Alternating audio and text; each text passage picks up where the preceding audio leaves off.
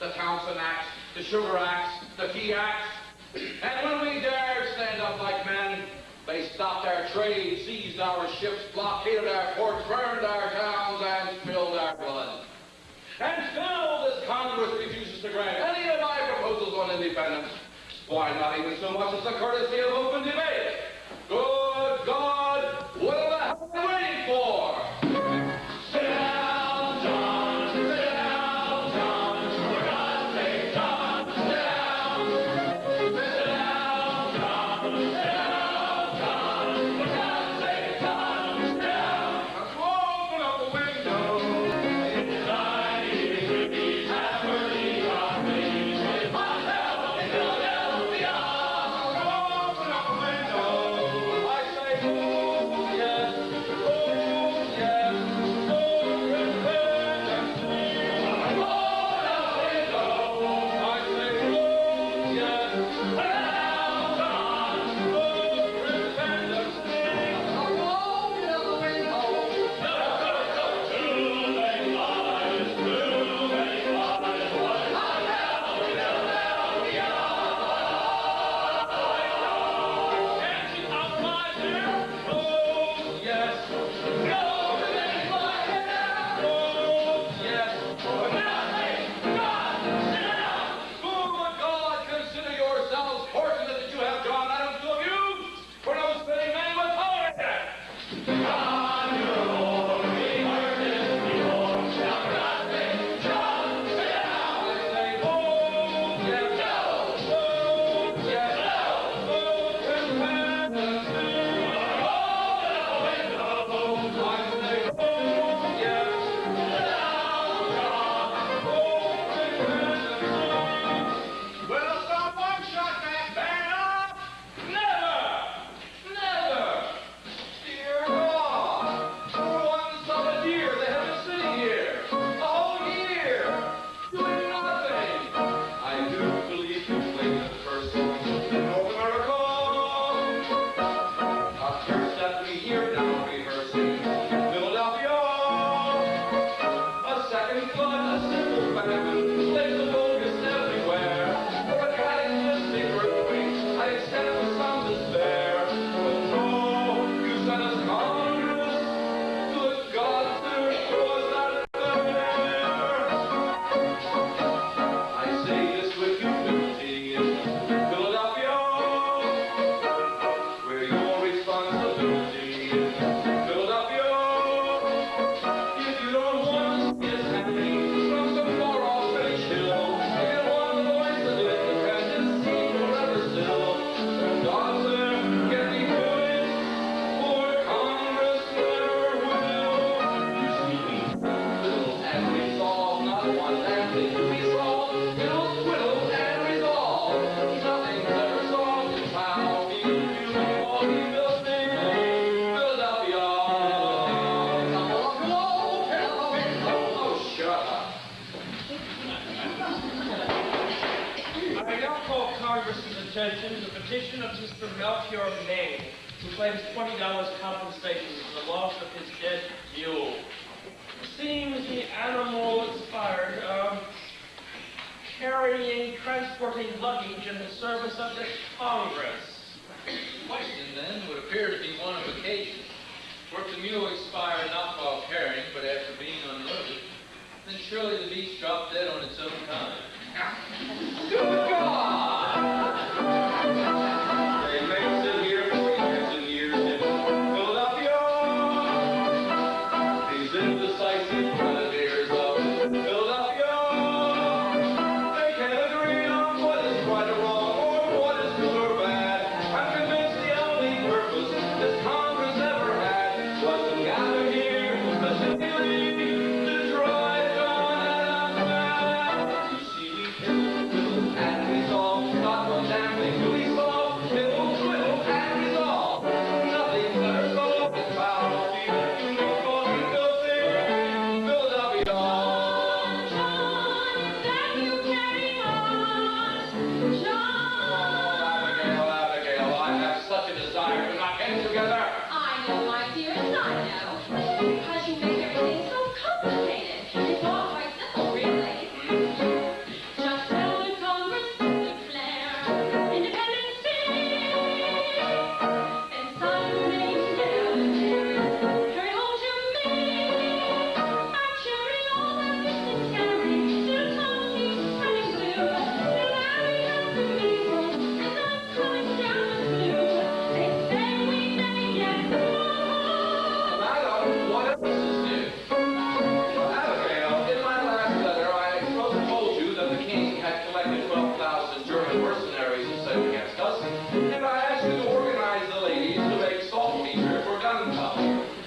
done as I asked. No, John, I have not. Why have you not? Because you neglected to tell us how talking to his maid. By treating sodium nitrate with potassium chloride, of course. Oh, yes, of course. Oh, will it be done then? I'm afraid we have a more urgent problem, John. More urgent, madam. There's one thing every woman's missing. Massachusetts Bay. Don't look at me, you egotists pay. Into what I say. We go for free, we go and we cannot find the pin. Don't you know there's a war on stage tradesmen with a grin? When we realize things are real, until Madam, salt fever. Salt fever. Salt fever. Salt fever. Fever. Fever. Fever. Fever. pins. Done, madam. Done. Done, John. Hurry home, John. Oh, as soon as I make it. Don't stop writing. All I have. Every day, my dearest friend. Still there.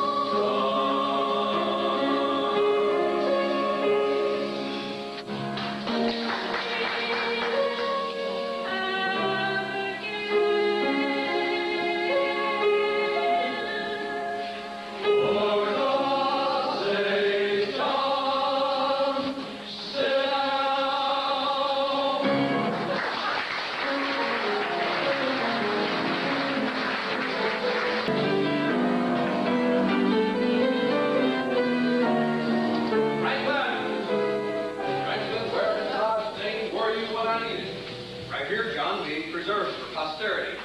You like it? Stinks. As ever, the soul of tact, The man is no Botticelli. and the subject's no Venus. Franklin, you heard what I suffered in there? Heard? Of course I heard, along with the rest of Philadelphia. Lord, your voice is piercing, John. I just wish to heaven my arguments were. Good God, Franklin, when are they going to make up their mind? With one hand, they can raise an army, dispatch one of their own to lead it, and cheer the news from Bunker Hill. While with the other, they wave the olive branch, begging the king for a permanent and happy reconciliation. Damn it, Fat George has declared us in rebellion. Why in bloody hell can't they? John, really, you talk as if independence were the rule. It's never been done before. No colony has ever broken from the parent stem in the history of the world. Oh, damn it, Franklin, you make us sound treasonous. Right? Treason. Treason is a charge invented by winners as an excuse for hanging the losers. I am not going to stand out here and wait to listen to you quote yourself. Well, that was a new one. Damn it, Franklin, we're at war. To defend ourselves, nothing more. We expressed our displeasure, the English moved against us, and we in turn have resisted. Now, our fellow congressmen want to effect a reconciliation before it becomes a war. Reconciliation, my ass. The people want independence. The people have read Mr. Paine's common sense. I doubt the Congress has. John, why don't you give it up? Nobody listens to you. You're obnoxious and disliked. I am not promoting John Adams. I am promoting independence. Evidently, they cannot help connecting the two. What are you suggesting? Let someone else in Congress propose. That. Why? Who do you have in mind? Oh, I don't know. Haven't really given it much thought. Whoa, boy! Whoa, horse! Whoa! You sent for me, Benjamin. Oh, never. Hello, Johnny! Richard? Richard, John and I need some advice. Well, if it's mine, if it's yours, you know that. Thank you, Richard. Well, as you know, the cause that we support has come to a complete standstill. Now, why do you suppose that is? Simple. Johnny here is obnoxious and disliked. Well, that's true.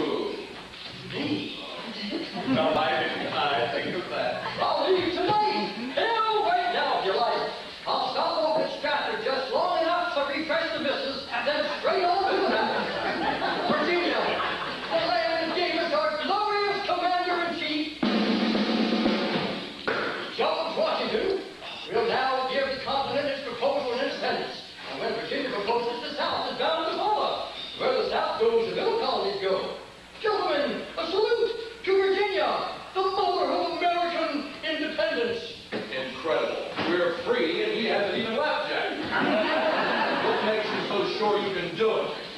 Ha! My name is Richard, and really, Virginia is my home. My name is Richard, and really, Virginia is my home. And may my voices burn, if I can hear a beat, a revolution on independence day. For I am your family, your sovereign colony of Virginia.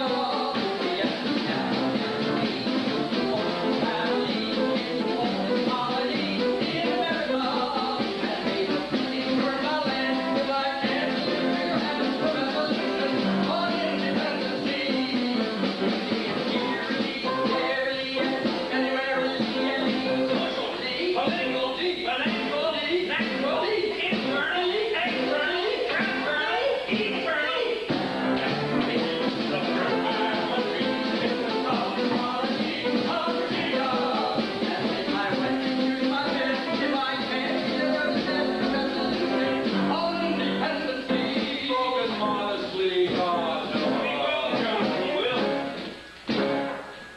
They say that God in heaven is everybody's God. And they say God in heaven is everybody's God.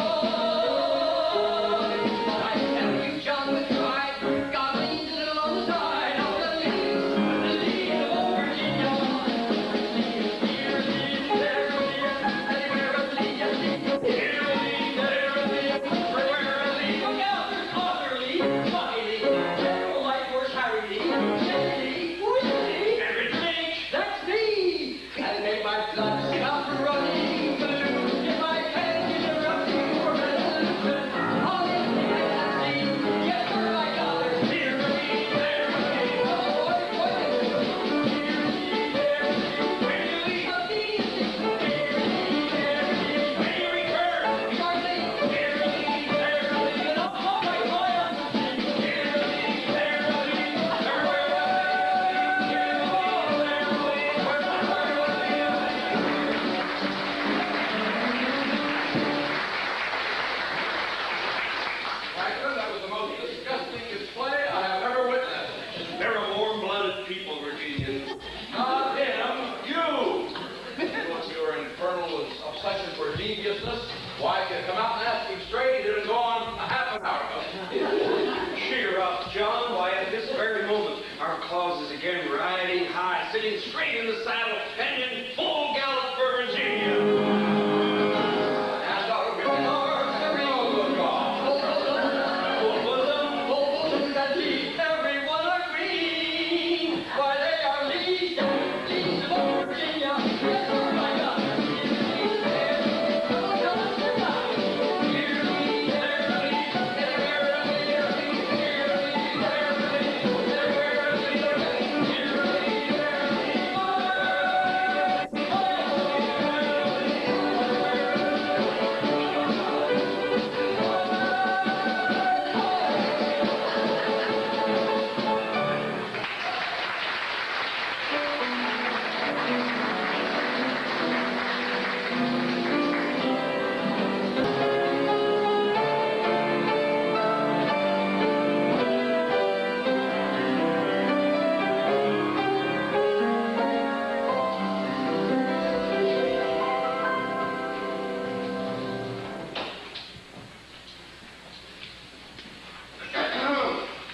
Yes, I'm Dr. Lyman Hall, new delegate from Georgia.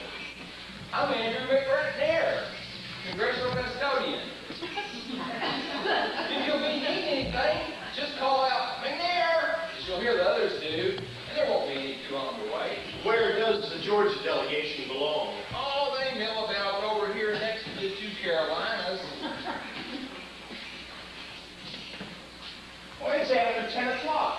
I was told Congress convenes at 10.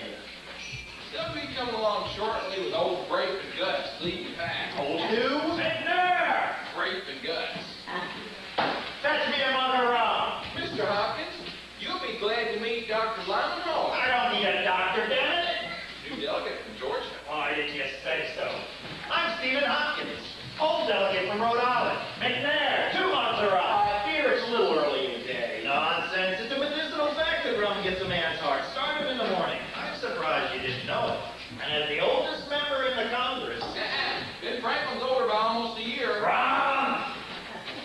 Tell me, Dr. Hall, where does Georgia stand on the question of independence? Why, with South Carolina, of course. Oh, good morning, Nettie. Come shake the hand of Dr. Lyman Hall of Georgia. Doctor, this here's Edward Rutledge, from whichever Carolina he says he's from. God knows I can't keep him straight. A pleasure, Dr. Hall. Your servant, Mr. Rutledge. That's the long and short of it now. Nettie here's one of the youngest of us. Except old Ben Franklin. McNair! You're around, sir. Where do you go for it, man? Jamaica? Tell me, Dr. Hall, just where does Georgia stand at the present time on the issue of independence? I'm here without instructions, able to defend my own personal conviction. And they are? Personal. Dr. Hall, the Deep South speaks with one voice. It is traditional. Even more important, it is historic. Here I know, calm down. I want you to go back to Delaware And Reform. Delaware, tria tutto uno. Speak plain, Grossing, you know I can't follow your damn French. Latin, Colonel McKee, Latin. A tribute to the peace and harmony of the Delaware delegation. What are you saying, Barnes? You know perfectly well neither Ron nor I can stand this little warrant. Gentlemen, meet Dr. Lyman Hall of Georgia, Mr. Caesar Ronde, Mr. George Reed, Colonel Thomas McKee. Where do you stand on independence, sir? With South Carolina, it appears. Gentlemen, I leave the good doctor in your excellent care. Tell me, sir, are you a doctor of medicine or of theology? Why, both. Which one can be of service? Well, by all means, the physician first. You'll see about the other later. I'll call at your convenience.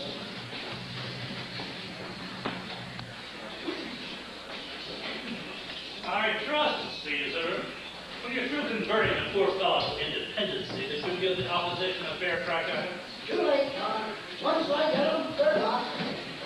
Dr. Lyman Hall of Georgia, Mr. John Dickinson of Pennsylvania.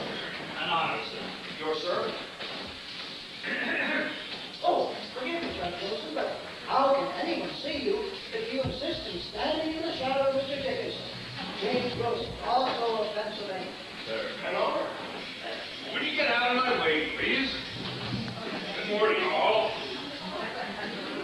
Good Lord, you've had the honor to meet Dr. Franklin? Yes, I have that honor. Unfortunately, the gout accompanies the honor. Been living too high again, eh, Pappy? Oh, Stephen, I only wish King George felt like my big toe all over. McNair, such a fellow with 2 more mobs of rum. All right, Franklin, where's that idiot Lee? Is he back yet? I don't see him. Softly, John, your voice is hurting my foot.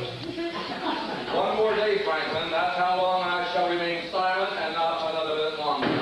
Well, that strutting popinjay was so damn sure of himself, he's had enough time to bring back a dozen proposals by now. Tell me, James, how do you explain the strange monumental quietude that Congress has been treating to this past 30 days? Has the ill wind of independence finally blown itself out? You asked For me. myself, I confess that a month free of New England noise is more therapeutic than a month in the country. Don't you agree, James? Well, Mr. Adams, pray look for your voice. It cannot be very far, and God knows we need entertainment in this Congress. Congratulations, John. You just made your greatest contribution to independence. You kept your flap shut. One more day. Gentlemen, the usual morning festivities having been concluded, I will now call this Congress to order. Mr. Thompson. Second Continental Congress meeting in the city of Philadelphia is now in session. 7 June 1776, the 380th meeting. Sweet Jesus! The Honorable John Hancock, Massachusetts Bay, President. Thank you, Mr. Thompson. Mr. McNair, stores of rum and other drinking spirits are closed to the colony of Rhode Island for a period of... John, you can't do that! Sit down, Mr. Hopkins, you've abused the privilege. The chair now takes this opportunity to welcome Dr. Lyman Hall of Georgia to this Congress and hope he makes the best of it. Thank God it's not. Secretary will now read the roll. All members present with the following exceptions. Mr. Charles Carroll of Maryland, Mr. Samuel Adams of Massachusetts, Mr. Putnam Wood of Georgia, Mr. George Witt and Mr. Richard Henry Lee of Virginia, and the entire delegation of New Jersey. I'm concerned over the continued absence of 1/13 of this Congress. Where is New Jersey? Somewhere between New York and Pennsylvania. Thank you very much. Dr. Franklin, have you heard anything? Your son resides there. Son, sir? What son? The Royal Governor of New Jersey, sir. As that title might suggest, sir, we are not in touch at the present time. Very well. The weather report, Mr. Jefferson of Virginia. Mr. Jefferson! Here, sir. May we hear about the weather, as if it weren't already speaking for itself.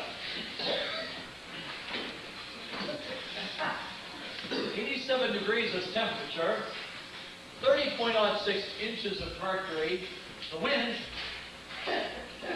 from the southwest. And tonight I'm going home. On business? Family business. You're a good one for me, young feller. I will.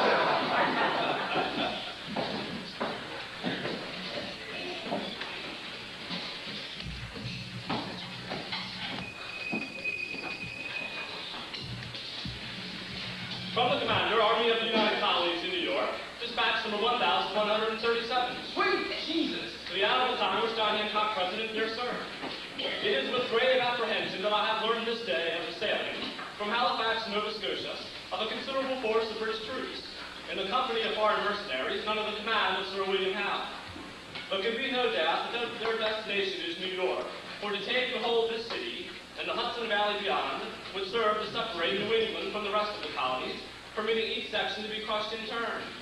Sadly, I see no way of stopping them at this time, as my army is absolutely falling apart. My military chest is totally exhausted. My commissary general has strained his credit to the last. My quartermaster has no food, no arms, no ammunition, and my troops are in a state of near mutiny. I pray God some relief arrives before the Armada, but fear it will not. Your humble and obedient, G. Washington. Mr. President, Colonel McKeon. surely we managed to promote the gloomiest man on this continent to the head of our troops. Those dispatches are the most depressing accumulation of disaster, doom, and despair in the entire annals of military history. And furthermore, Colonel I McKeon, please. What? It's too hot. Oh, yes, I suppose so. General Washington will continue wording his dispatches as he sees fit, and I'm sure we all pray that he will find happier thoughts to convey in the near future. Thompson, are there any resolutions? Dr. Josiah Bartlett of New Hampshire. Resolved that for the duration of the present hostilities, the Congress will discourage any type of extravagance and dissipation, elaborate funerals, and other extensive diversion, including all horse races. Yahoo! Benny, I'm back! Johnny, I'm back! We're pleased to see you. What news, Dickie boy? What news? The heat is done. First things first. Tom, where's Tom? Tom, your little bride wants to know. What? When's she coming home? I leave tonight. Never mind that. Is it done? Done? Why, certainly! Mr. President, I have just returned from Virginia with a solemn resolution. Resolved that these united colonies are and of a right ought to be free and independent states, that they are absolved from all allegiance to the British Crown, and that all political connection between them and the state of Great Britain is and ought to be totally dissolved. President, I make a proposal. The proposal has been proposed and seconded. The chair will now entertain debate. Mr. President, Pennsylvania moves as always. The question of independence be postponed indefinitely. Second the motion.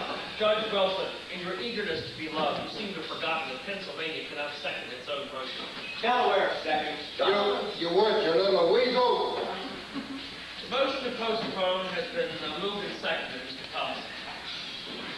On the motion to postpone indefinitely the resolution of independence, we continue with debate. All those in favor of debate say yea. All those for postponement say nay. New Hampshire. New Hampshire favors debate and says yea. New Hampshire says yea. Massachusetts. Massachusetts, having borne the brunt of the king's tyranny. Yes, tyranny. Massachusetts, now and for all time, says yea. Massachusetts says yea. Rhode Island. Mr. Hopkins, where's Rhode Island? Rhode Island is outfisted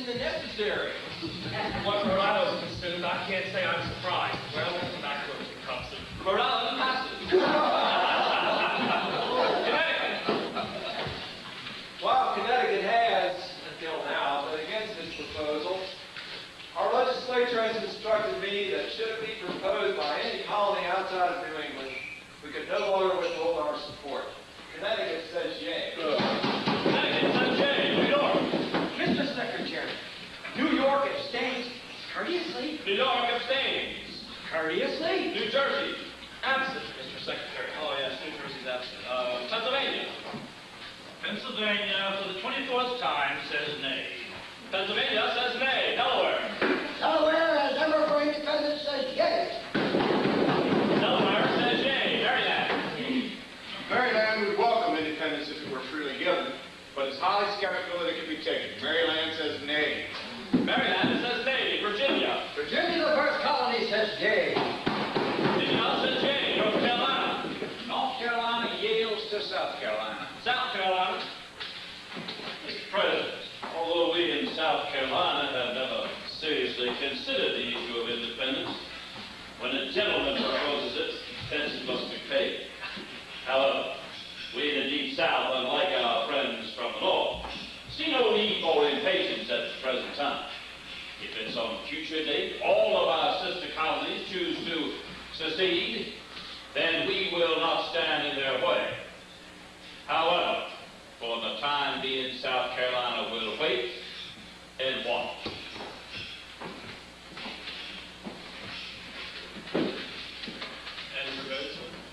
The vote is nay. South Carolina says nay. North Carolina Says nay. Yes, Mr. Hughes, I know. Georgia. Dr. Hall. Mr. Secretary, Georgia seems to be split right down the middle on this issue. The people are against it, and I'm for it.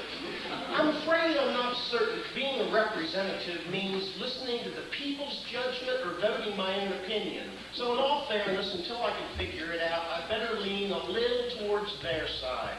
Georgia says nay. Georgia says nay. Rhode Island, second call. Second call, Rhode Island! I'm coming! I'll get damn horses! We're waiting on you, Mr. Hopkins. It won't kill you. You think Congress should have its own privy? All right, where does she stand? 5 for debate, 5 for postponement, 1 abstention, and 1 absence. So it's up to me, is it? Well, I'll tell you. In all my years, I never heard, seen, or smelled an issue that was so dangerous that it couldn't be talked about. Hell yes, I'm for debating anything. Here. Give Mr. Hopkins a rub. But you said he... Get him the whole damn barrel if he wants it. Chair now declares this Congress a committee of the whole for the purpose of debating Virginia's resolution on independence. Mr. Dickinson. Well, now, Mr. Adams, you have your way at last. The matter may now be discussed. I confess I'm almost relieved. One question I've been fairly itching to ask. Why? Why what, Mr. Dickinson? Why independence, Mr. Adams? For the obvious reason that our continued association with Great Britain has grown intolerable. To whom? To you? Then I suggest you sever your ties immediately. But please be kind enough to leave the rest of us where we are. Personally, I have no objection to being part of the greatest empire on earth, to enjoying its protection and sharing its benefits. Benefits? What benefits? Crippling taxes, cruel repression, abolished rights. Is that all legal means to you, sir? Is that all the pride and affection you can muster for the nation that bore you? For the noblest, most civilized nation on the face of this planet? Would you have us forsake Hastings and Magna Carta, Strongbow and Lionheart, Drake and Marlborough, Tudor, Stuarts and Plantagenets for what? For you? Some men are patriots, like General Washington. Some are arrogants, like Mr. Franklin. Some even are internationalists, like Dr. Franklin. But you, sir, you are merely an agitator. Disturbing the peace, creating disorder, endangering the public welfare, and for what? Your petty little personal complaints. Your taxes are too high. Well, sir, so are mine. Come, Mr. Adams. If you have grievances, and I'm sure you have, our present system must offer a gentler means of redressing them, short of revolution. That's what he wants. Nothing short of it will satisfy him. Rebellion, violence, treason. Now, Mr. Adams, are these the acts of Englishmen? Not Englishmen, Dickinson. American. No, sir. Englishmen. Please, Mr. Dickinson, but must you start banging? How's a man to sleep? Forgive me, Dr. Franklin, but must you start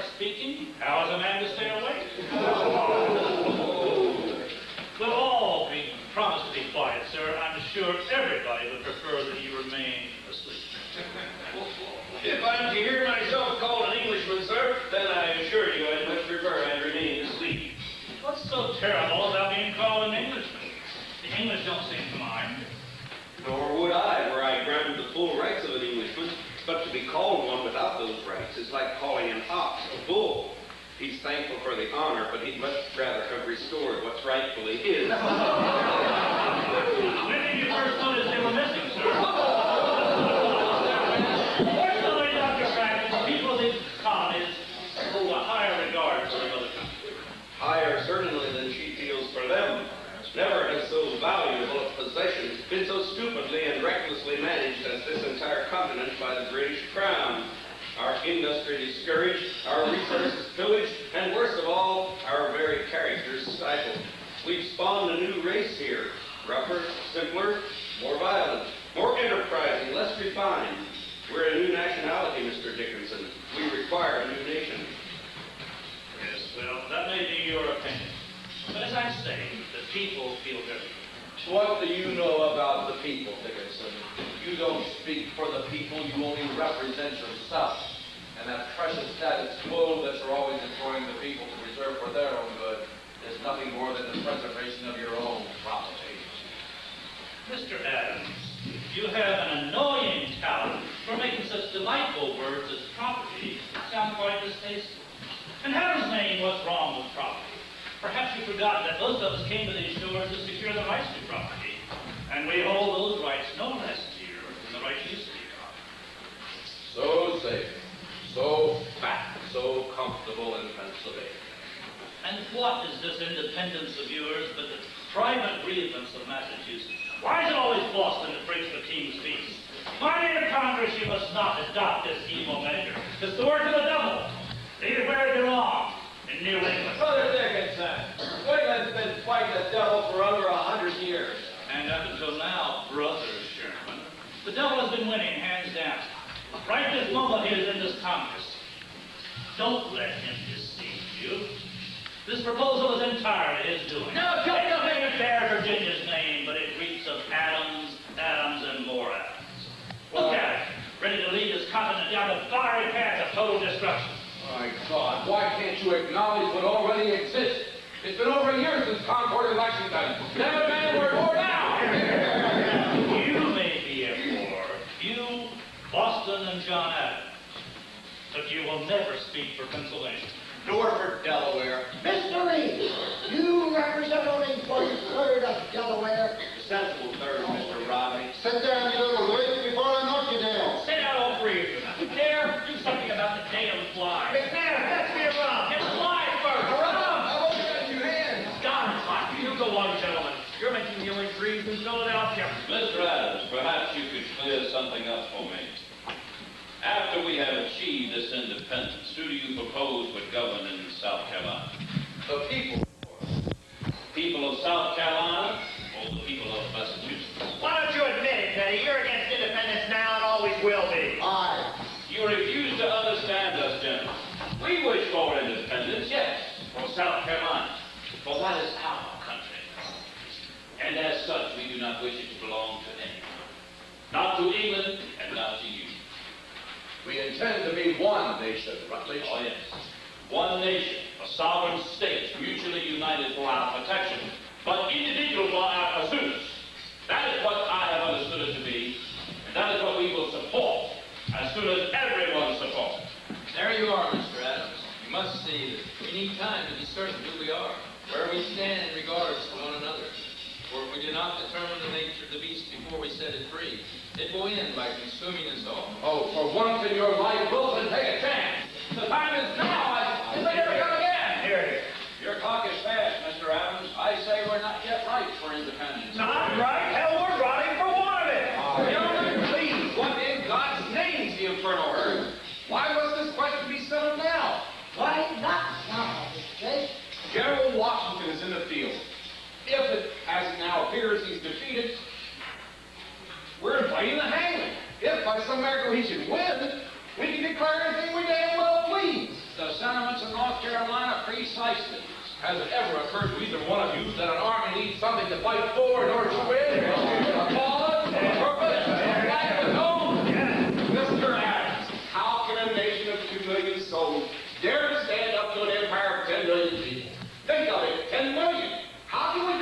you for that fact? It's simple, Mr. Chase. Increase and multiply. How's that? Will more than compensate the spirit. I tell you, there's a spirit out there with the people that's sadly lacking in this country. Oh, yes, of course. Spirit. Now, why didn't I think of that? No army, no navy, no arms, no ammunition, no friends, no treasury. But bless my soul, we have spirit. Mr. Lee, Mr. Hopkins, Mr. Rodney, Colonel McKeon, Dr. Franklin, why have you joined this incendiary little man? This agitator, this madman. Calling me a madman, you frivol! Easy, John, You and your Pennsylvania proprietors, you cool, considerate men. Why, you stand at the rear of every issue so that if we do go under, you'll still remain afloat. Are you calling me a coward? Yes, coward! Madman!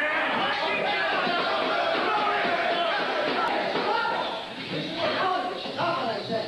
The enemy is out there. No, Mr. Rodney, the enemy is in here. No, I say he's out there. England. England closing in on us. Shutting off our air. There's no time to... Leave her! Dr. Hall! Colonel McKeon! Mr. Consul. He should go home. Yes, man should die in his own bed. John, I'm here, Caesar. I leave you a divided Delaware. Forgive me. I'll take you home, Caesar.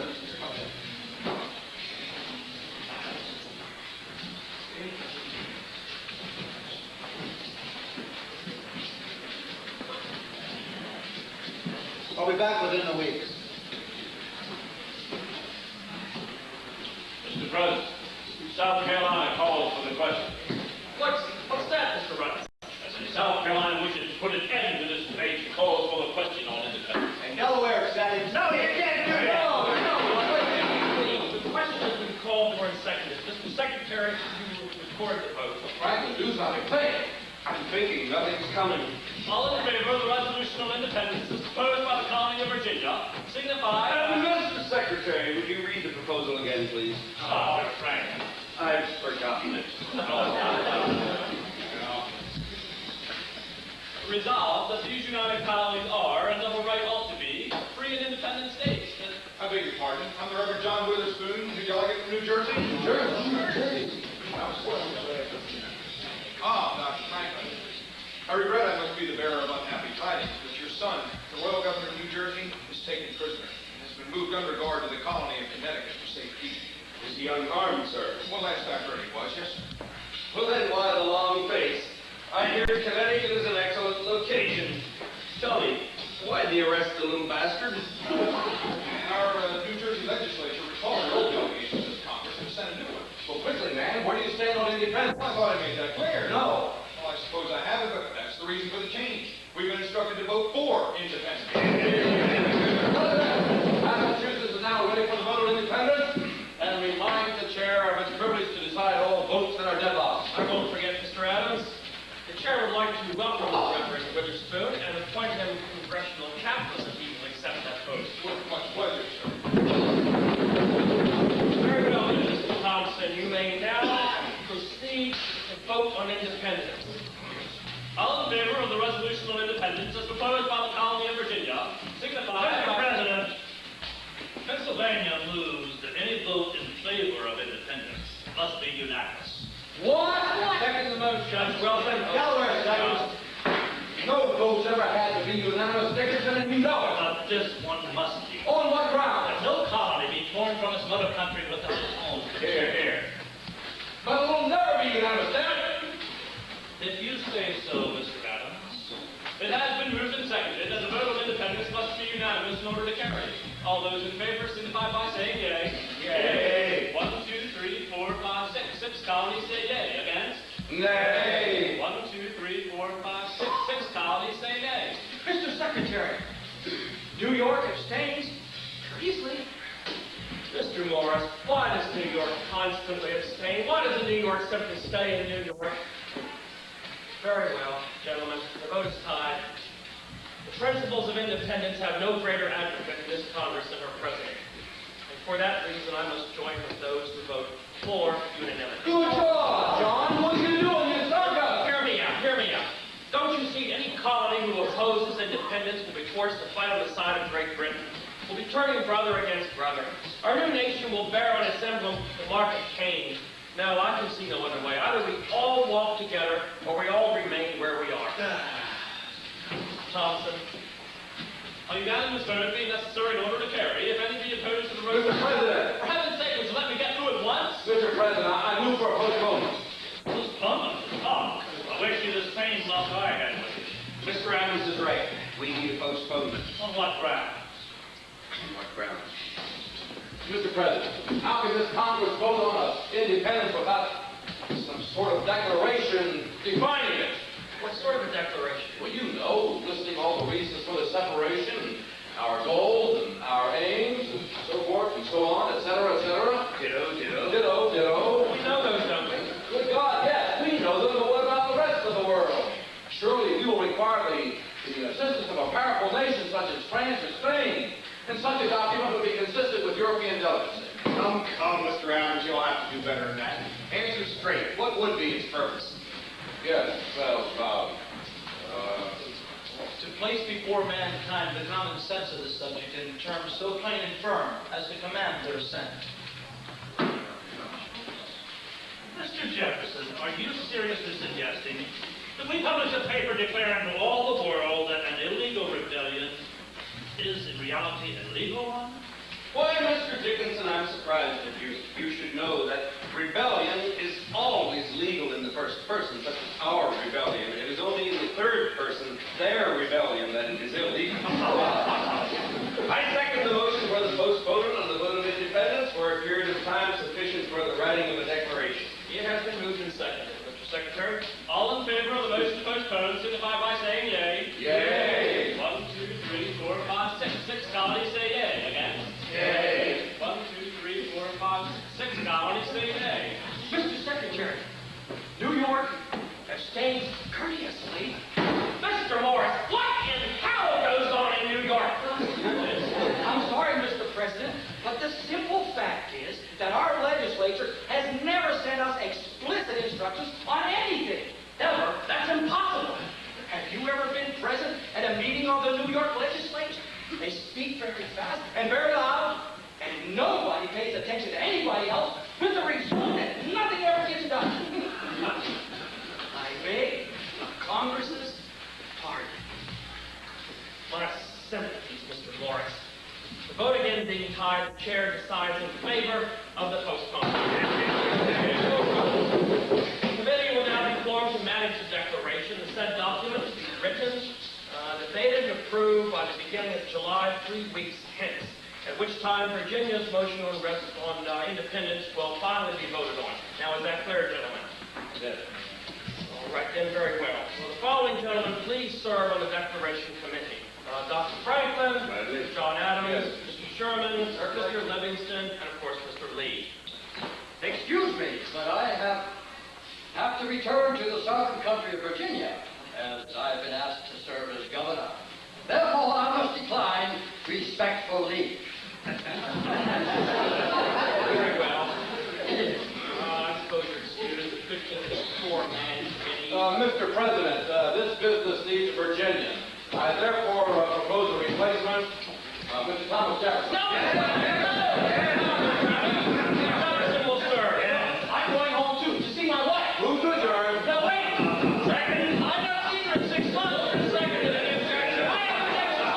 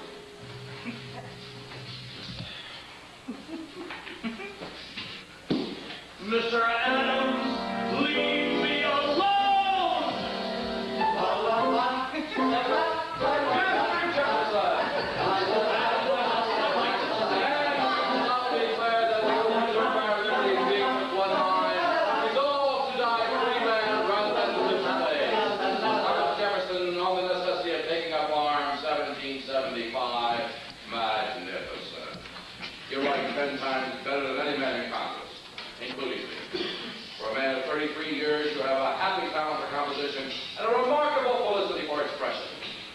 Now then, sir, will you be a patriot or a lover? A lover. No! Blackbird, Mr. Ray. So do I, Mr. J. You? You do? Who would have thought it? Mr. Jefferson, dear Mr. Jefferson, I'm only 41. I still have my birthday, and I can run through the road with great agility. But life is more than sexual combustibility.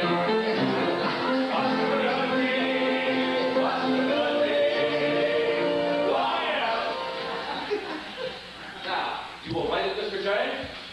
Who will make me, Mr. Ray? I. You? Yes. How? My physical force is necessary. It's your duty. It's your duty, damn it! Mr. Adams, damn you, Mr. Adams. You're obnoxious and disliked and cannot be denied. Once again you stand between me and my lovely bride. Oh, it's what I mean, a homicide. Homicide, homicide. The choice is yours, Mr. Jefferson. Do what you will with it. We may see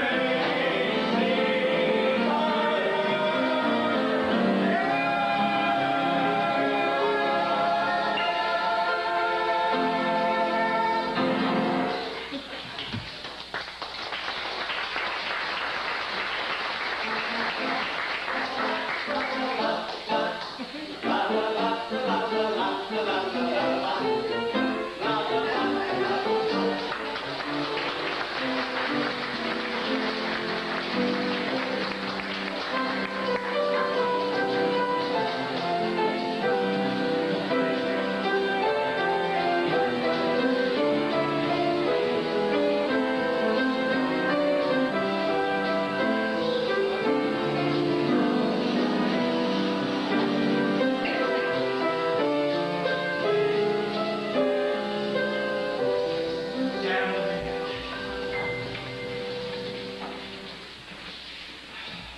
Double damn the man.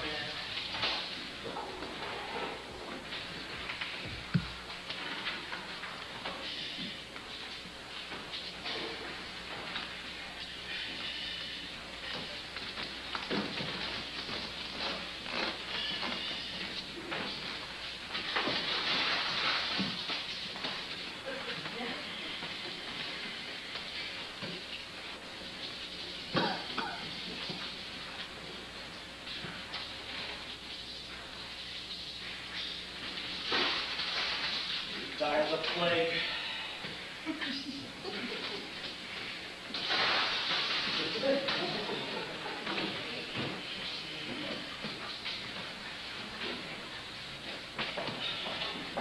Jefferson, are you finished, man?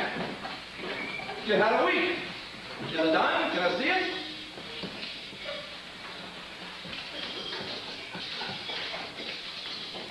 There comes a time in the lives of men when we find it necessary to advance from that subordination from which we have hitherto remained. This is terrible. Where's the rest of it? You mean to say it's not finished? No, sir. I mean to say it's not yet begun. Good God! You've had a week! The entire earth was created in a week! Someday you must tell me how you did it. Disgusting. Look at him, Franklin, Virginia's most famous lover. Virginia abstains. Cheer up, Jefferson. Get out with us. Everything will turn out right, I promise you. Now get back to work. Franklin, time to get to work. He's asleep.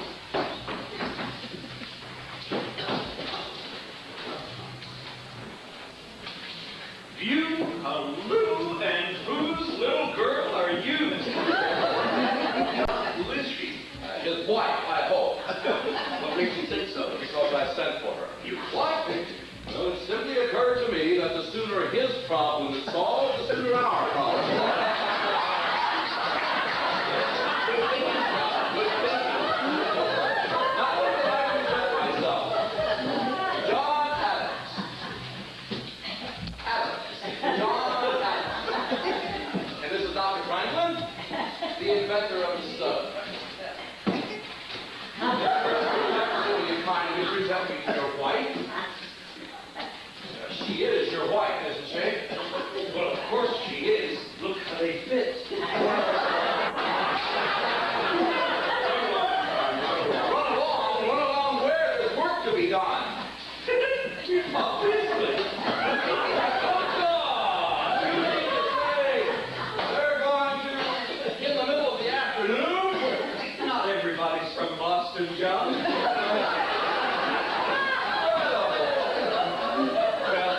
Good night, John. Oh, Franklin, have you eaten yet? Not yet. They say the turkey's priced in a bunch of grapes. Well, I have a rendezvous, John. I'd invite you along, but the talking makes her nervous. Rather. Oh, Abigail, I'm so lonely. Are you, John? Then as long as you were sending for wives, why didn't you send for your own? Now, don't be unreasonable, Abigail. Now I'm unreasonable. You must add that to your list. This, The catalog of my faults you included in your last letter. they were fondly intended, madam. That I play a part badly. A compliment. That my posture is crooked. An endearment. That I read, write, and think too much. An irony. That I am pigeon-toed. Oh, well, there you have me, Abigail. You are pigeon-toed. Oh, come to Philadelphia, Abigail. Please come. Thank you, John. I do want to. But you know it's not possible right now. Children have their needs. And so you wrote, common little Abby. Only now it's Quincy and Charles. And it appears the farm here in Braintree is failing, John. Chicken and geese have all died, and the apples never survived the late frost. How do you suppose she managed to get away? Winters are softer in Virginia. And if there are women, John? Fit for Virginians, madam, but pale beauty things besides New England girls. John, I thank you for that. How is it with you, Abigail? Not well, John. Not so far. I live like a nun in a cloister, solitary, silent. I hate it. Thank you, John. I live like a monk in an abbey. Ditto, ditto, I hate it. Trying to be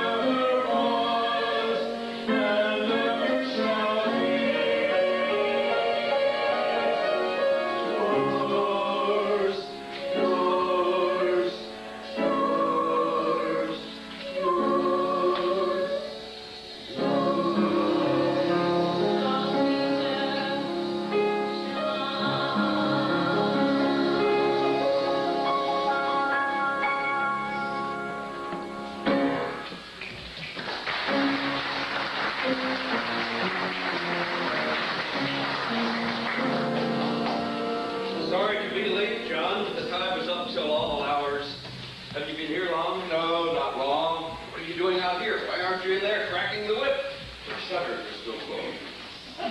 My word, so they are. Well, as the French say, Please, Franklin, spare me your bawdy mind the first thing in the morning. Dare we call? A congressman dares anything. Go ahead. Your voice is more piercing. Maybe we should come back later. What? This is absolutely indecent. John, they're young and they're in love. Not them, Franklin, us. Standing out here waiting for them to... Oh, don't worry, John. The history books will clean it up. Well, it doesn't matter. I won't appear in the history books anyway. Only you. Franklin did this, and Franklin did that, and Franklin did some other damn thing. Franklin smote the ground, and up sprang George Washington, fully grown and on his horse. Then Franklin electrified them with his miraculous lightning rod. Franklin, Washington, and the horse conducted the entire revolution all by themselves. I like it. John, look at her. Just look at her. I am. She's even more magnificent than I remember. Of course, we didn't see much of her front last night. Good morrow, madam. Good morrow. But there's a habit in Philadelphia for strangers to shout ladies on the street. Oh, indeed not, madam, but we're not... For men of your age, it is not only unseemly, it is unsightly. Well, excuse us, madam, but we met last evening. I spoke to no one last night. Oh, indeed you did not, madam, but nevertheless we introduced ourselves. This is Mr. John Adams, and I'm Dr. Franklin, the inventor of the stove. Oh, please, I know your name well. Could you say you presented yourself? Well, it matters not. Your thoughts were well taken elsewhere. My husband did not get up. May we start over? Will you join us, madam? Of course. Oh, no wonder he couldn't write, John. How could anyone think of independence married to her? I beg you to forgive me. It is indeed an honor being the two greatest men in America. Certainly the two greatest within earshot, anyway. I am not an idle flatterer, Dr. Franklin. My husband admires you both greatly. Then we are doubly flattered, for we admire very much that which your husband admires. Did you sleep well, madam? I mean, did you lie comfortably? I mean, there, but you know what I mean. John, we do. Now, won't you tell us about yourself? We've had precious little information. What's your first name? Martha. Oh, Martha. Now, he could have told us that.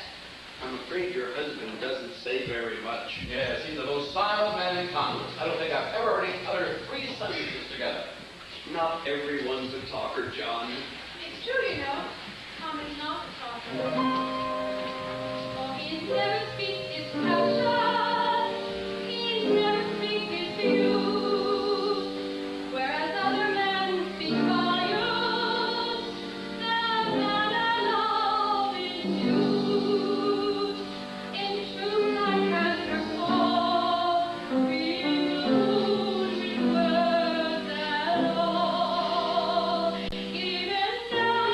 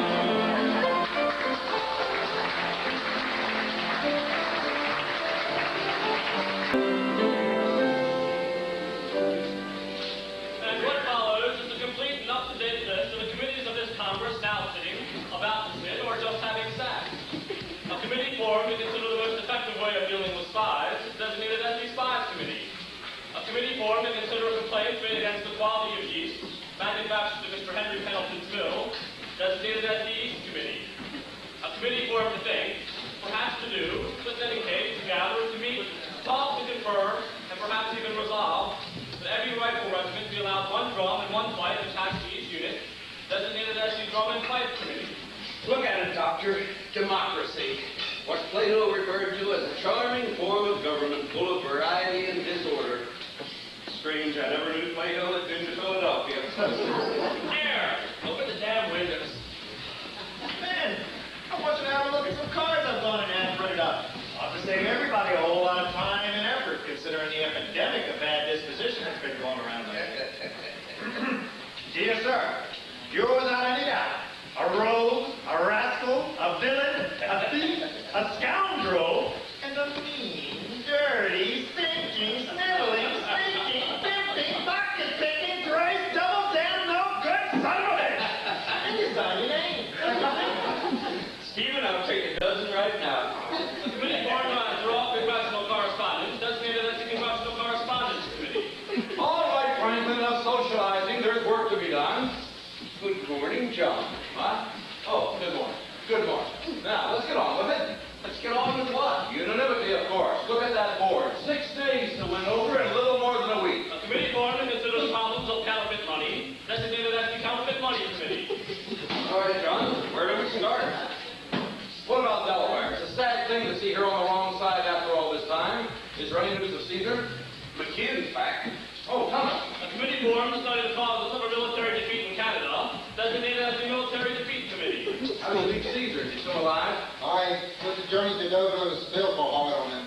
He never complained till I could see the poor man is suffering. But you got him safely home. I did, but I doubt he'll ever set foot out of it again. And that leaves you and Reed split down the middle. You think he'll come over? I don't know.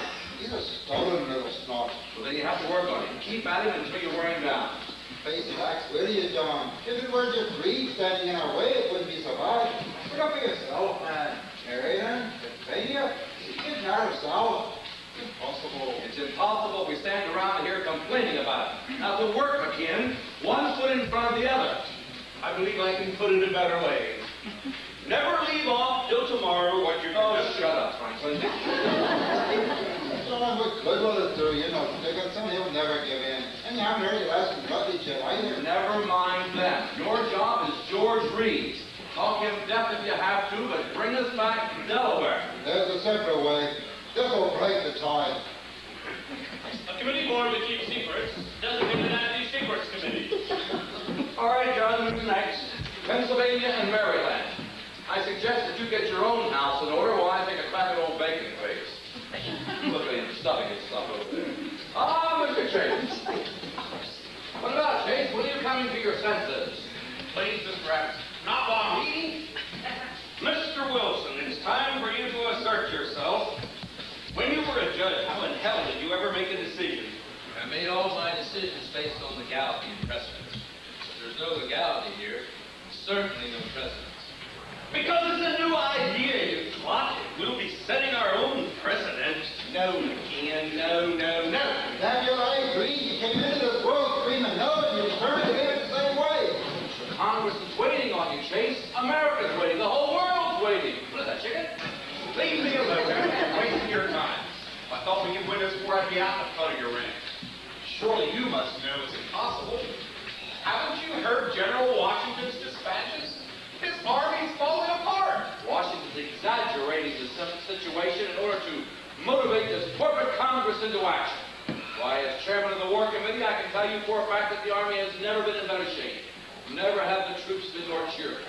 Never have the soldiers been more resolute. Never has training and discipline been more... Oh, gosh. Here we have your ears, gentlemen. Thomas Jefferson. Well, Commander, Army of the United Colonies in New York, dispatch number 1157. To the Honorable Congress, Hancock President, dear sir. It is with the utmost despair that I must report to you of the confusion and disorder that reign in every department. The Continental soldier is as nothing ever seen in this or any century. He is a misfit, ignorant of hygiene, disruptive, disorderly, and totally disrespectful of rank. Only this last is understandable, as there is an incredible reek of stupidity amongst the officers. The situation is most desperate at the New Jersey training ground in New Brunswick, where every able-bodied poor in the colonies has assembled. There are constant reports of drunkenness, desertion, foul language, naked bathing in the Raritan River, and an epidemic of the French disease. Sweet Jesus! I have ordered the camp off limits to all military personnel, with the exception of officers. I beseech the Congress to dispatch the War Committee to this place in hopes of restoring some of the order and discipline we need to survive. Your obedient, G. Washington. The man with the dress of hyena. Well, Mr. Adams, you're chairman of the War Committee. Are you up to whoring, drinking, deserting, and New Brunswick? Why, there must be some mistake. I have an aunt that lives in New Brunswick. You must tell her to keep up the good work. Come, Mr. Adams, you must see that it's hopeless. Let us recall General Washington and disband the Continental Army before we are overwhelmed. No, yes, the English would like that, wouldn't they? Why not ask them yourself? They ought to be here any moment. And when they hang you, Mr. Adams, be sure and put in a good word for the rest of us. Face facts, Mr. Adams. How can a handful of drunken, disorderly recruits dare to stand up to the entire British Army? The finest musket men on earth. How can they win? How can they even hope to survive? Answer me straight, Chase.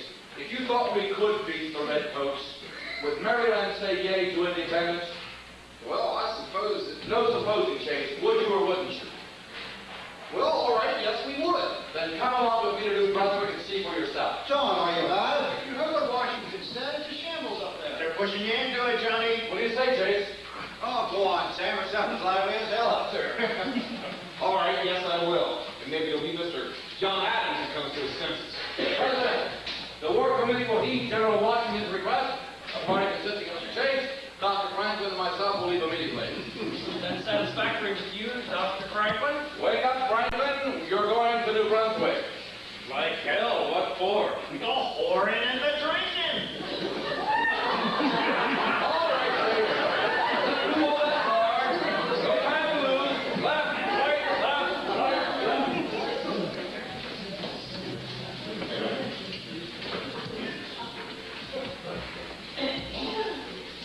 Mr. McNair, all this talk of independence has left a certain foulness in the air. My friends and I would appreciate it if you would open a window. But there's so many flies. Window, Mr. McNair. Sir, the windows, close the windows. Sweet Jesus. Oh, say, do you see what I see? Congress sitting here in sweet serenity, like a cheer, the reason's clear. For the first time in a year, Adams isn't here. And look, the sun is in the sky, a breeze is blowing by, and there's not a single fly. I sing Hosanna, Hosanna, Hosanna, Hosanna, and it's coming to conservative men, and a light may never be seen again. We have land, cash in hand, self-command, future plans, fortune bright, society survive, dignity or die, with well endowed lives.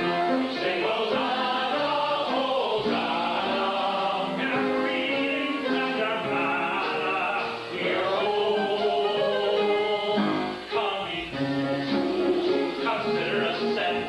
We'll dance together to the same minuet, to the right, never to the right, never to the left, forever to the right.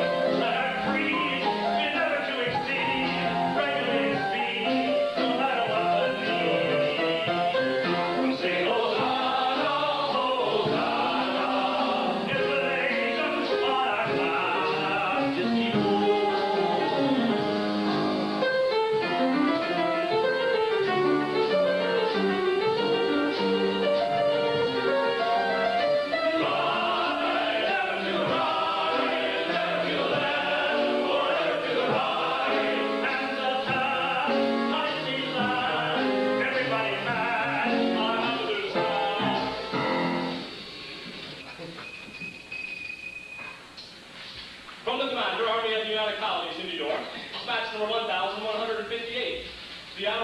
John Hancock, President, dear sir.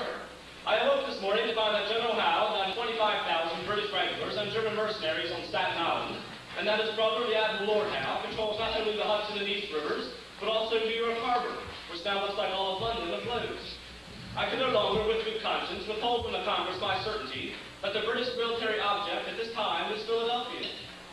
Happy should I be if I could see the means of preventing them, but at present I confess I do not. Oh, how I wish I had never seen the Continental Army. I would have done better to retire to the back country and live in a wigwam. Your obedient, G. Washington. What did we do? We do rationally. We never go off that, not me. What we did, we go with the wind. I think we got a win. Like what we begin and say this game was all I'm trying to say. Why should we risk losing? We go back. Mr. Hancock, you're that property. Why don't you join us in our minuet? What do you resist in Jacksonville, John Adams? The boys, sir. You don't even like it. That's true. He had once quite a lot, but still I'd rather trust Mr. Adams to the bottom. Why, sir? For personal glory? For a place in history? Be careful. History will brand him and his followers as traitors. Traitors what, Mr. Dickinson? British crown or the British half crown? Fortunately, there are not enough men and property in America to dictate politics. Perhaps not. But don't forget that most men was nothing. Prefer to protect the possibility of becoming rich than face the reality of being poor. And that is why they will follow on. To the right, never to the right, never to the left, or ever to the right. Where there's gold, no find no hole. Tradition and old, hurry up and we go. I say closer, closer. Get a train, unloosen now.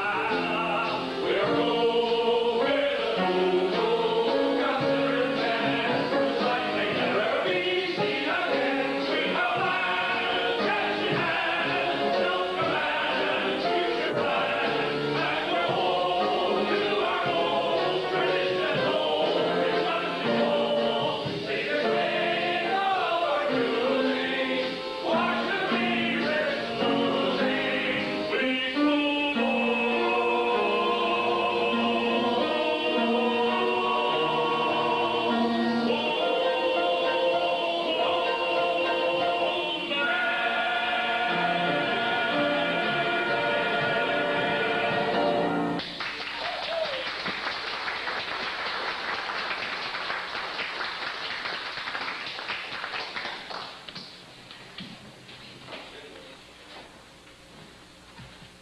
Sweet Jesus, how would you like to have to borrow $1 from one of them? Here, have another rum, General. General, Lorraine, of course. Yeah, well, what's the harm in know? Sit down, gentlemen. The chair of rules is too damn hot to work. What's it like out there, General? You probably know more than me. Sitting in here, sweet Jesus, this is the last place to find out what's going on. Well, they let you join up. You? What are you talking about? You don't have to join up. You're in the Congress. What's that matter? Well, you don't see them rushing out to get themselves killed, do you now? No, sir. But they're sure good ones for sending others, I'll tell you that.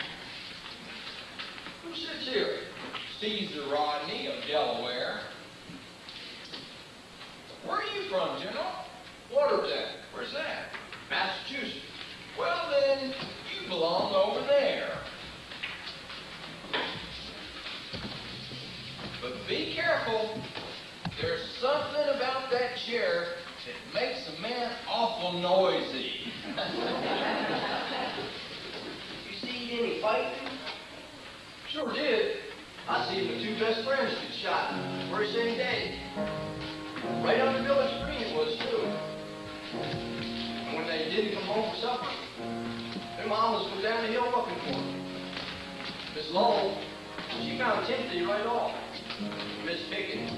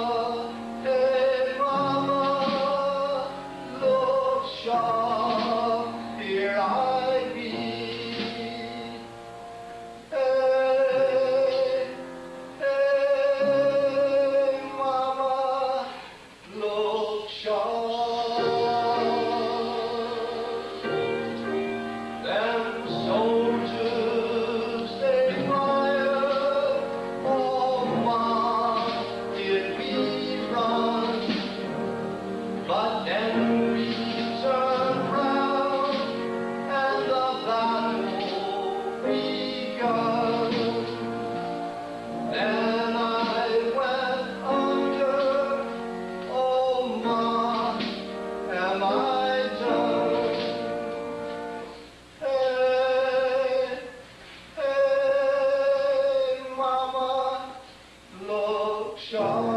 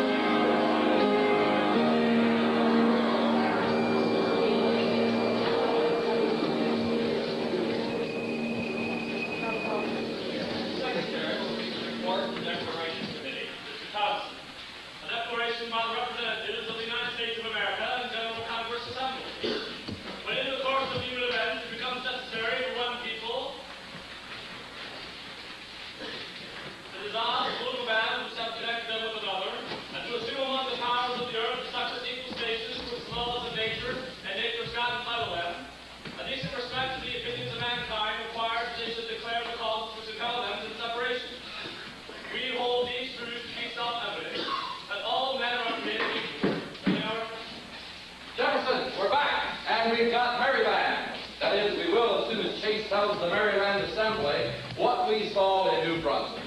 He's in Annapolis right now describing a ragtag collection of provincial militiamen who couldn't march together, drill together, or train together until a flock of ducks flew by and they saw their first dinner in 3 full days. They shoot together. It was a slaughter. We're reading the Declaration. What? How far have you got? To place the military independent of and superior to the civil power. Independent of and superior to the civil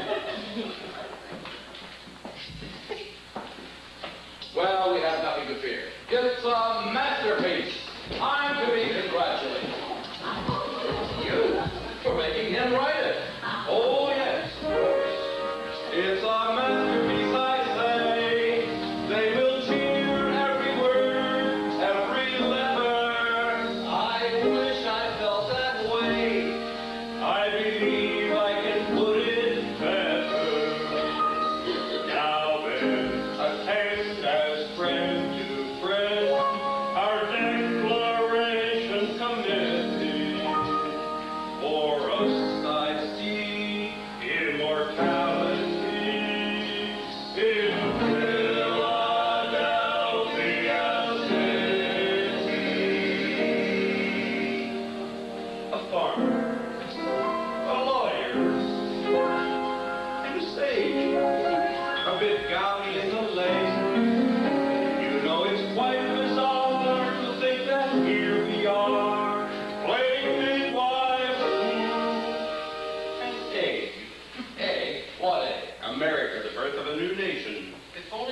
sure of what kind of bird it was going to be. Tom's got a point. What sort of bird should we choose as the symbol of our new America? The eagle. The dove. The turkey. The eagle. The dove. The eagle. The eagle. The turkey. The eagle is a majestic bird. The eagle is a scavenger, a coward, a thief, and a symbol of more than 10 centuries of European mischief. And the turkey? A truly noble bird, a native of America, a source of sustenance for our settlers, and an incredibly brave fellow who wouldn't flinch at attacking a whole regiment of Englishmen single-handedly. Therefore, the national bird of America is going to be the eagle. The eagle. We're waiting for the chirp, chirp, chirp of an eaglet being born. Waiting for the chirp, chirp, chirp on this humid Monday morning in this congressional incubator.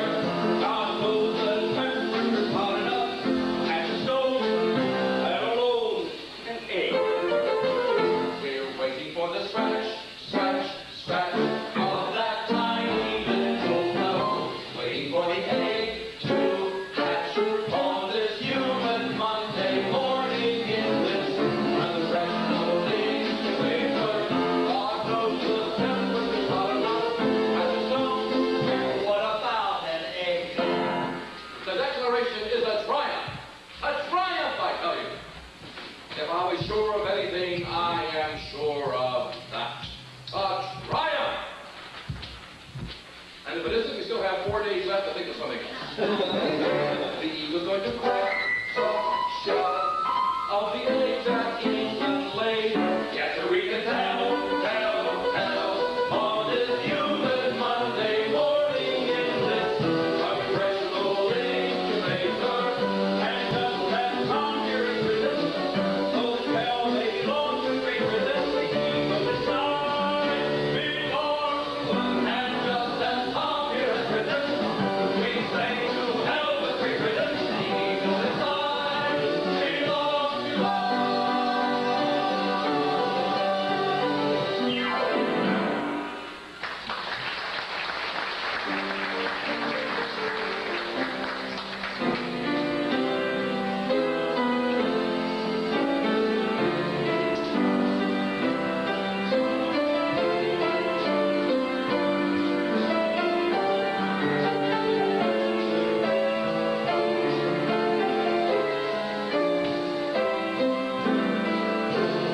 And as free and independent states, they have full powers to levy war, conclude peace, contract alliances, establish commerce, and do all other acts and things that independent states may have right to do.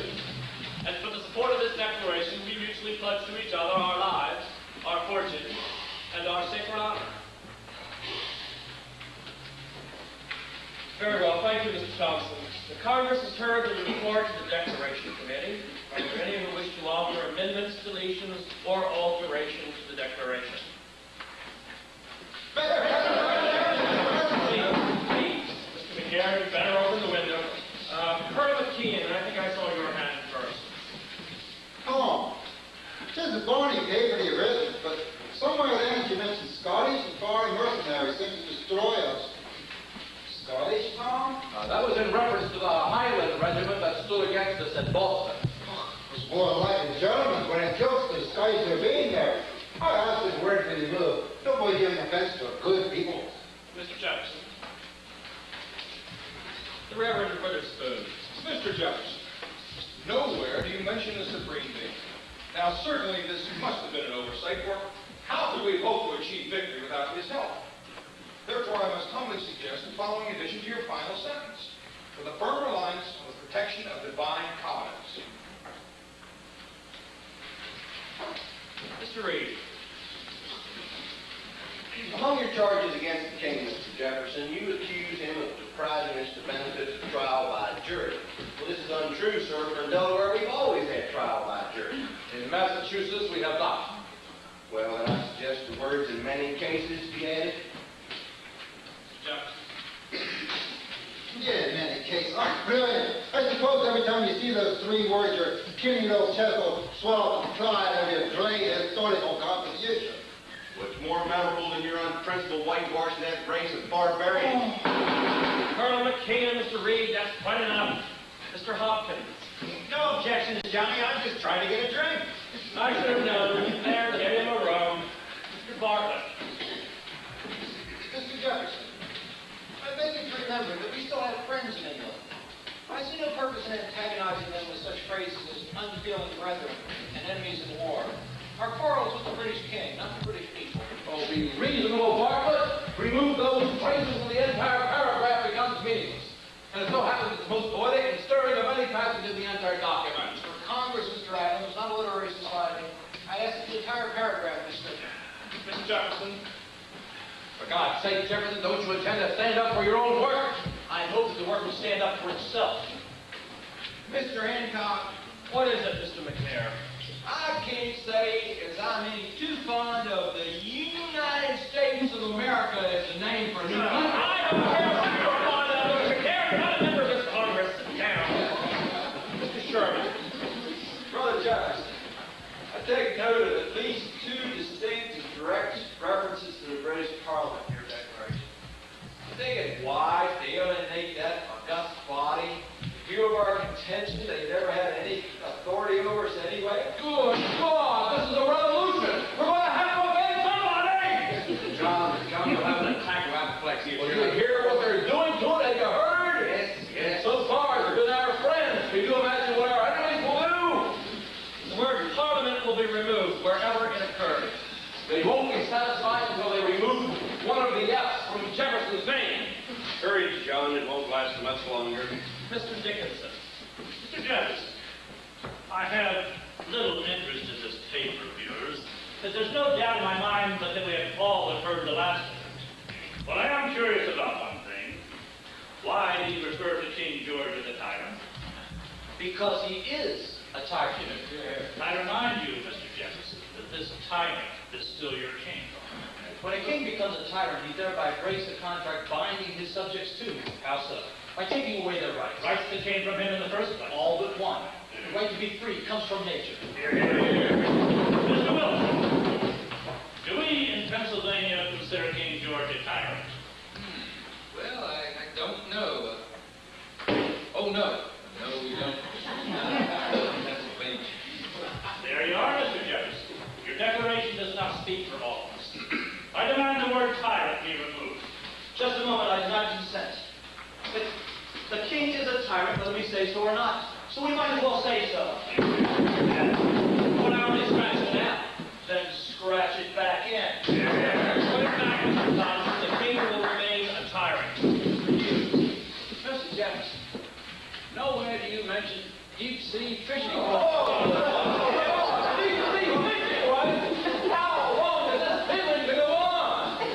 We've been sitting here for 3 full days and have endured, by my count, 85 separate changes and the removal of over 400 words. Would you beat it and whip it until you break its spirit? I tell you, this document is a masterful expression of the American mind. If there are no more changes, then I can assume that the report of the declaration... Just a moment, Mr. President. Look out. What if we might have Mr. Thompson read again one small portion of Mr. Jefferson's declaration, the one beginning with, "He has waged cruel war." Thompson. His effectives combined, his abdicated, his plundered, his constrained, his excited, his such has waged cruel war. Here it is.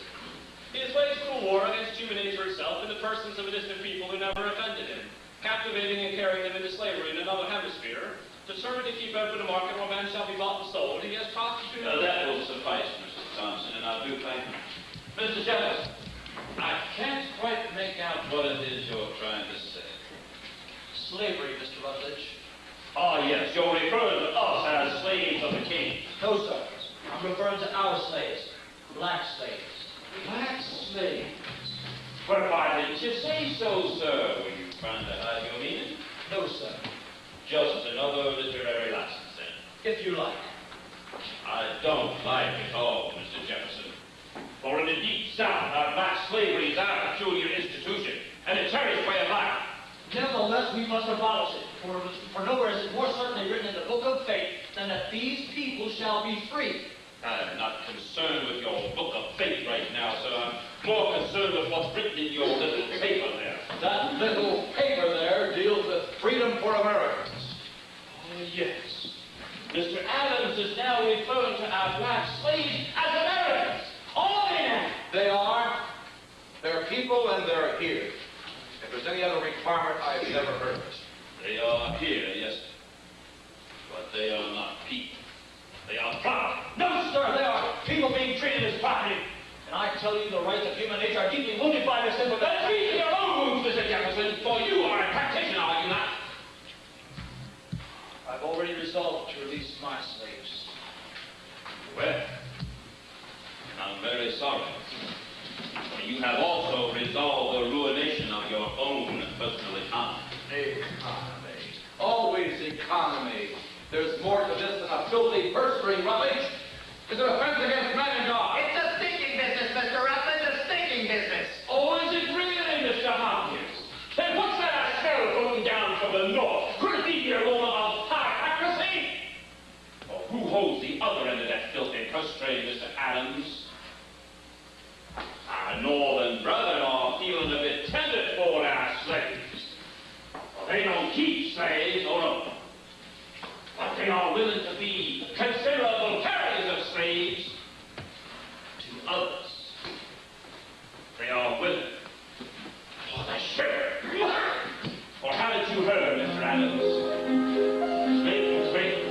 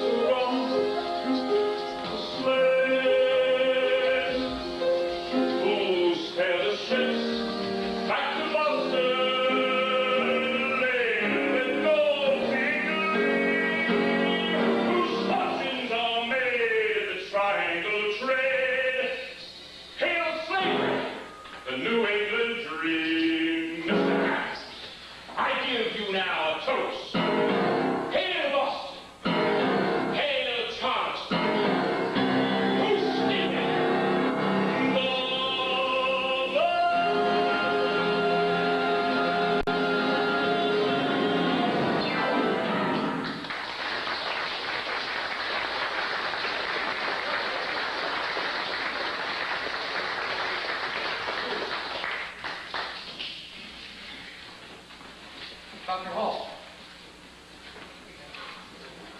Don't worry, they'll be back. Aye, Cabola's down. It's done. Alice, Franklin, I have it, and the American Assemblies approved it. I told them about one of the greatest military adventures in the history of mankind against a flock of ducks. And what's wrong? You'll have to forgive them, Mr. Chase, but they've suffered a slight setback. And after all, how is a man profited if he shall gain Maryland and lose the entire South? Matthew, chapter 16, verse 26. Mr. McNair. Yes, sir. I'll get the flies. No, wrong. What are you all sitting around for? We're wasting time. Precious time. Thomas, I want you to ride down to Delaware and punch back to Rodney. John, are you mad? It's 80 miles on horseback. He's a dying man. No, he's a patriot. So what good will it do? The South's done us in. And what if they change their mind? Can we get to Delaware without Rodney? God, what a bastardly bunch we are. Stephen? I'll be in the tavern, Johnny. If there's anything I can do for you there, let me know. Chase? Bartlett? What's the use, John? The vote's tomorrow morning. There's less than a full day left. Roger? Take facts, John. It's fake.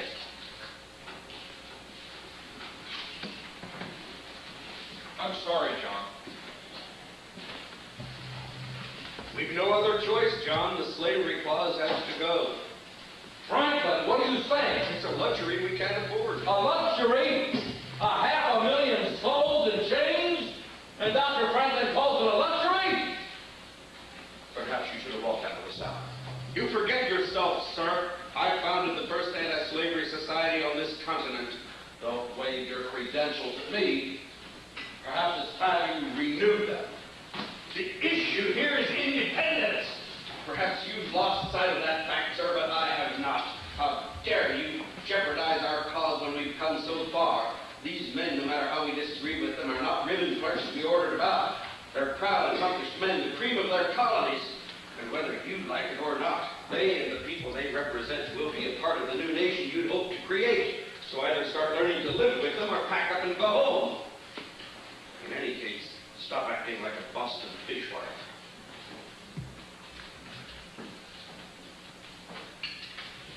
Good God. What's happening to me? John Adams. The great John Adams. The wise man of the East. What have I come to? My law practice down the pipe. My farm mortgage to the hilt. A stage in life where other men prosper. I'm reduced to living in Philadelphia. Philadelphia! Oh, Abby, what am I going to do? Do, John.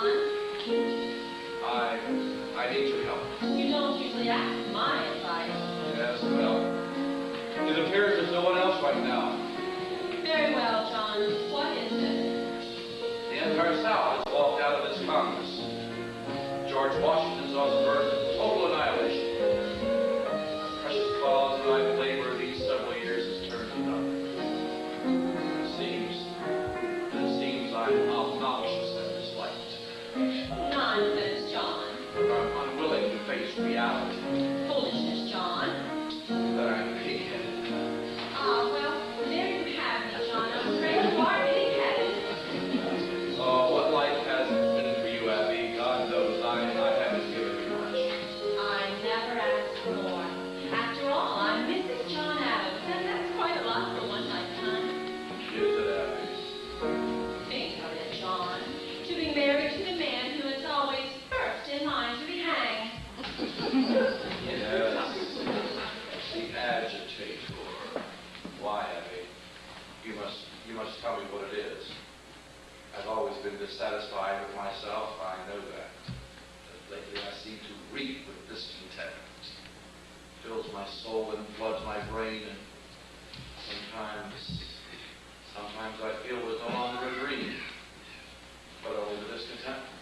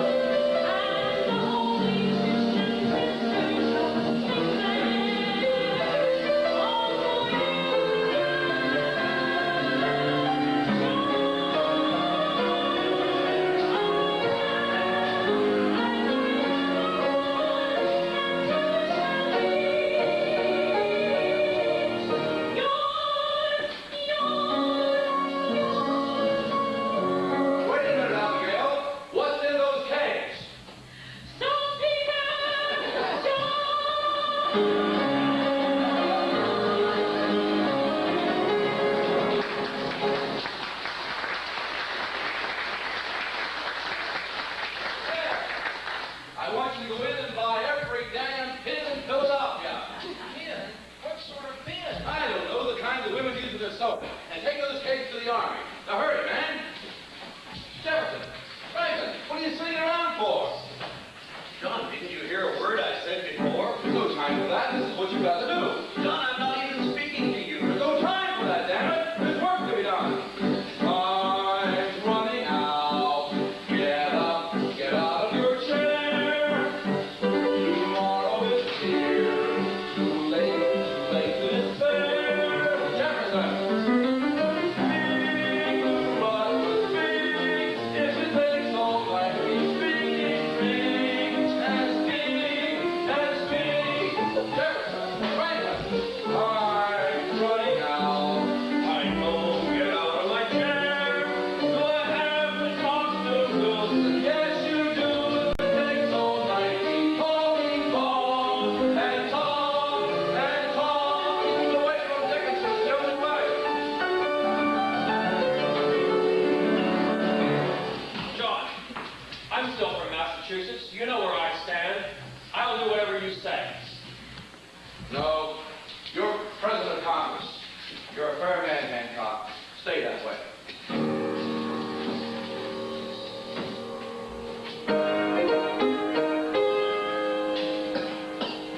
Now, Mr. Thompson, out of curiosity, do you stand with Mr. Dickinson, or do you stand with me? I stand with the general. Lately, I've had the oddest feeling. He's been writing to me.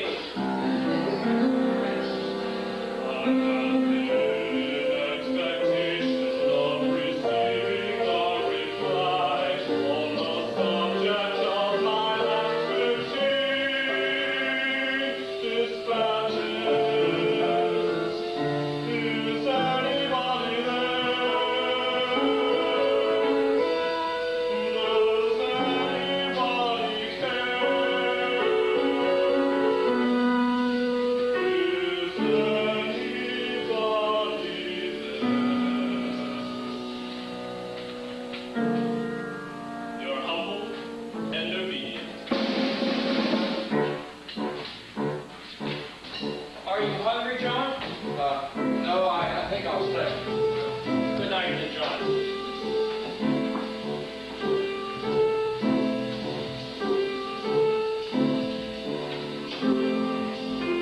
Is anybody there?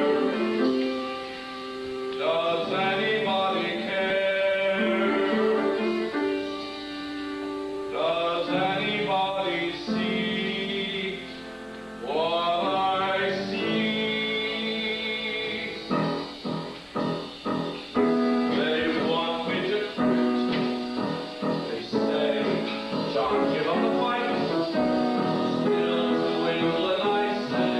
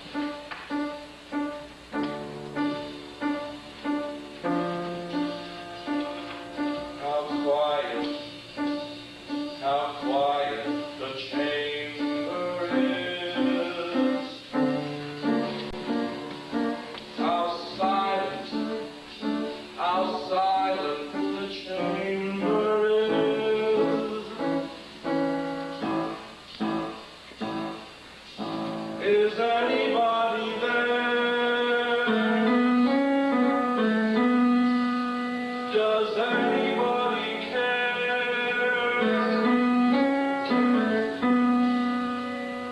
Does anybody see what I see? Yes, Mr. Adams, I do. Dr. Hall, I'm sorry if I disturbed you, sir, but I couldn't sleep. Mr. Adams, in trying to resolve my dilemma, I remembered something that I had read once. It said that a representative owes the people not only his industry, but his judgment, and he betrays them if he sacrifices it to their opinion.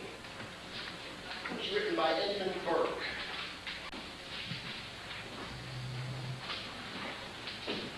He was a member of British Parliament.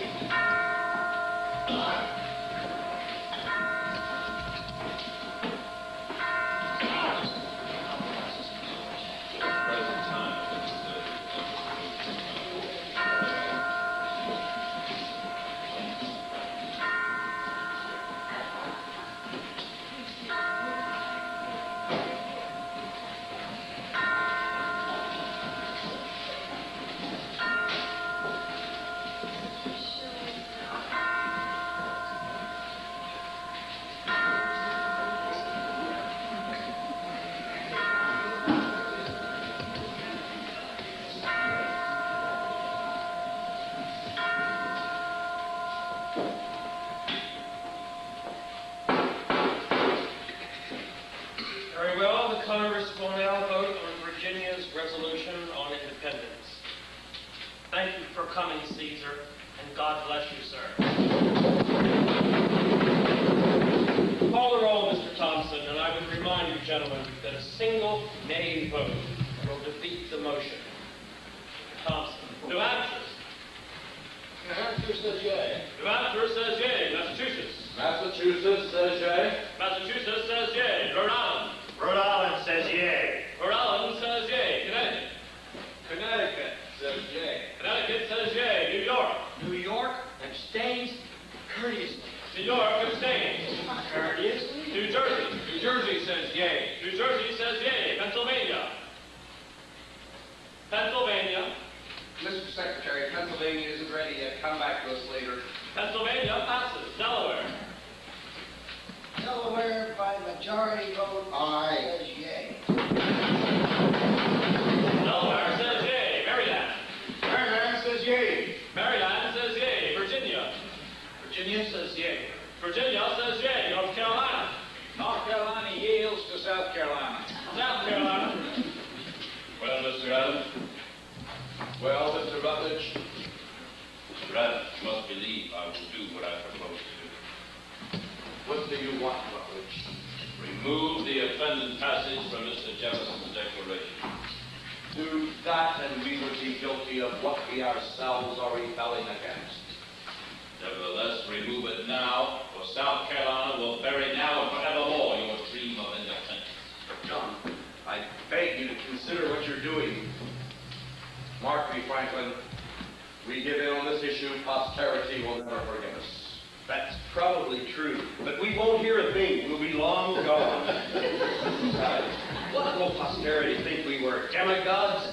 We're men, nothing more, nothing less, trying to get a nation started against greater odds than a more generous God would have allowed. First things first, John. Independence. America, for if we don't secure that, what difference will all the rest make? Jefferson, say something! What else is there to do, John? Well, man, you're the one who wrote it. I wrote all of it, Mr. Adams.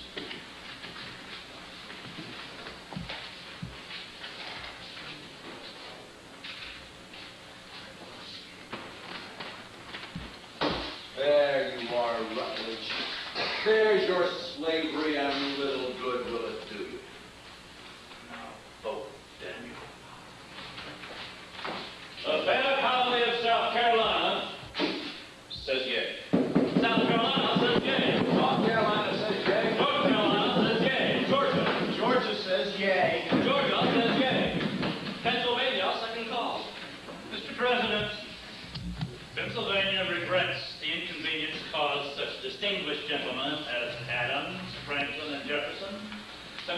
little document intact for all the difference it will make. Mr. President, Pennsylvania. Just a moment. I ask that the delegation be polled. Dr. Franklin, don't be absurd. A poll, Mr. President. It's a proper request. Yes, it is, Dr. Franklin. Mr. Thompson, poll the delegation. Dr. Benjamin Franklin. Yay. Mr. John Dickinson. Nay. Mr. James Wilson. Judge Wilson. Well, Mr. Wilson, there it is. It's all up to you now. The whole question of American independence rests squarely on your shoulders. An entirely new nation, Mr. Wilson, waiting to be born or to die at birth. All on your say-so. Which will it be, Mr. Wilson? Every map maker in the world is waiting for your decision. Come, James. Nothing has changed. We mustn't let Dr. Franklin create one of his confusions. The question is clear. Most questions are clear when someone else has to decide them. It would be a pity for a man who has handed down hundreds of wise decisions from the bench to be remembered for the only unwise decision he made in Congress. James, you're keeping everybody waiting. The secretary is called for your vote. Please don't push me, John. I know what you want me to do. Mr. Adams is correct about one thing. I'm the one who'll be remembered for it. What do you mean? I'm different from you, John. I'm different from most of the men here. I don't want to be remembered. I just don't want that responsibility. Yes, well, whether you want it or not, there's no way of avoiding it. Not necessarily. If I vote with them, then I'll be known as I'll be one among dozens. No one will remember the name of James Wilson.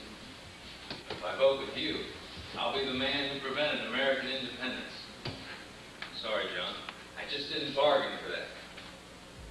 And is this the way new nations are built? By a non-entity trying to preserve the anonymity he so richly deserves.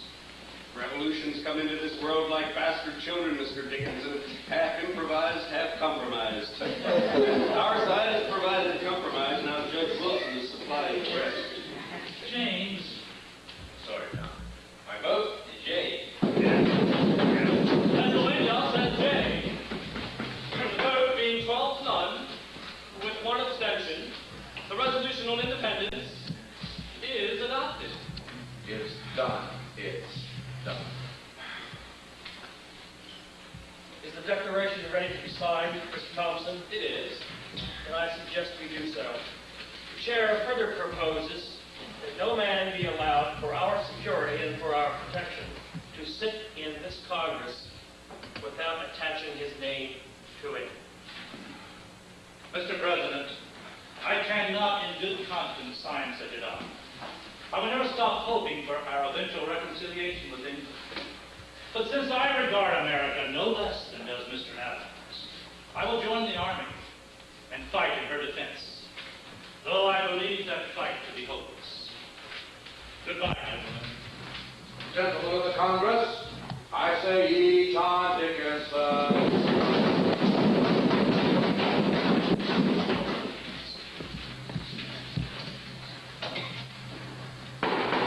Gentlemen, are there any objections to the declaration being approved as it now stands? I have one, Mr. Hancock. You do, Mr. Adams? Yes, Mr. Jefferson. It so happens that the word is unalienable, not inalienable. No, sir. The word is inalienable. I happen to be a Harvard graduate, Mr. Jefferson. And I attended William and Mary. Please, Mr. Jefferson, will you yield to Mr. Adams' request? No, sir. Oh, very well. I'll withdraw it. Oh, good for you, John. I'll speak to the printer about it later. Very well, gentlemen. We are about to brave the storm and skip made of paper. Where it will end, God only knows.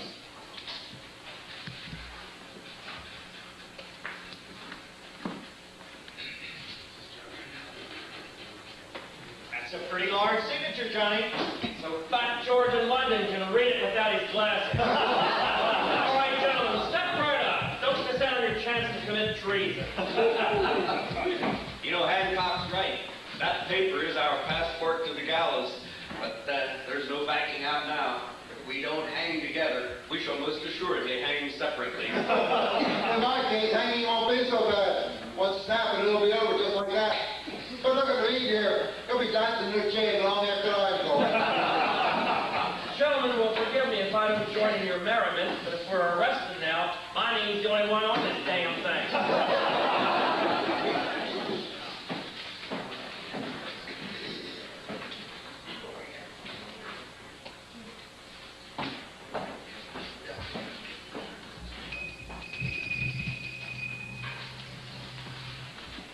From the Commander, Army of the United Colonies in New York, Army of the United States in New York, dispatch number 1209, to the Honorable Congress, John Hancock, President, dear sir. I can now report with some certainty that the eve of battle in New York is near at hand. For this end, I have ordered the evacuation of Manhattan, and directed our defenses to take up stronger positions along the Brooklyn Heights. At the present time, my forces consist entirely of Hazlitt's Delaware militia and Small Woods Marylanders, a total of 5,000 troops to stand against 25,000 of the enemy. And I begin to notice that many of us are lads under 15, and old men, none of whom truly could be called soldiers. One personal note to Mr. Lewis Morris of New York. I must regretfully report that his estates have been totally destroyed, but that I have taken the liberty of transporting Mrs. Morris and 8 of the children to Connecticut in safety. The 4 older boys are now enlisted in the Continental Army. As I write these words, the enemy is plainly in sight beyond the river. How it will end, only Providence can direct. But, dear God, what brave men I shall lose before this business ends. Your obedient, G. Washington.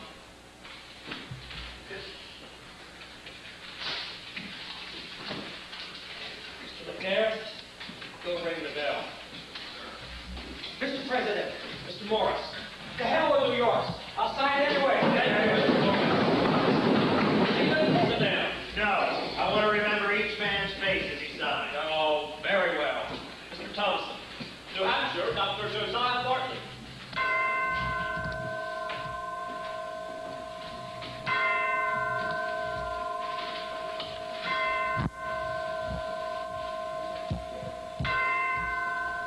Massachusetts, Mr. John Adams.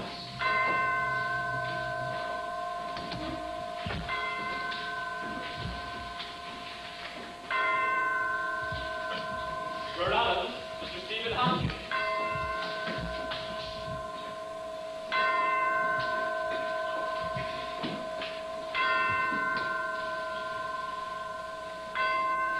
Connecticut, Mr. Roger Sherman.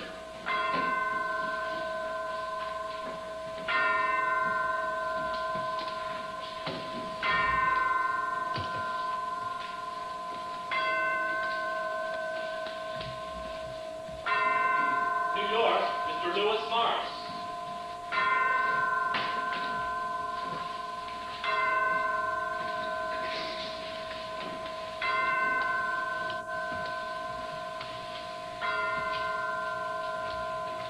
New Jersey,